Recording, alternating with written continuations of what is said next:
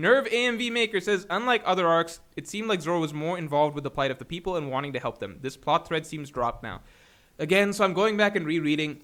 Zoro has some good scenes. I think Zoro's reaction to Yasue's death and everything like that was very strong. And then we got the follow-up scene where he's like, I'm going to avenge Yasue's death. I won't forgive Orochi. Those are the things that he's talked about. Then we get to the raid, and not only is Yasue never mentioned again, or like what getting revenge for Yasue would mean, he doesn't think about, or interact with Orochi, which is kind of wild, because it's kind of like, what was the point of those emotions and those motivations that were established? Like, that kind of seems like that was Zoro's whole storyline in Act 2.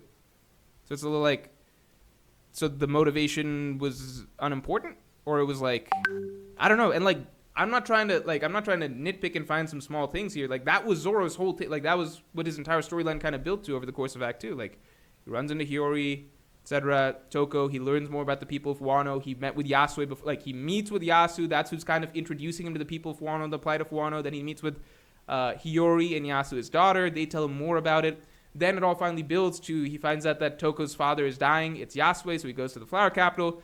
He sees Yasue dying. He finds out just how bad the state of Wano is with the smiles and everything like that. He sees Yasue die.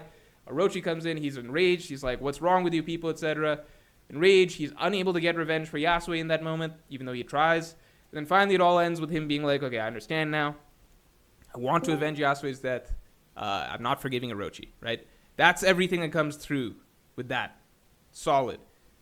None of that comes through at any point in Act 3. In Act 3, it's like you could have skipped everything that happened for Zoro in Act 2, and he'd probably be acting the same. Like, there's no connection there, basically. It's as though Act 2 never happened, because none of that is ever referenced or ever suggested that it's fueling Zoro's motivation at any moment in Act 3, which is bizarre to me.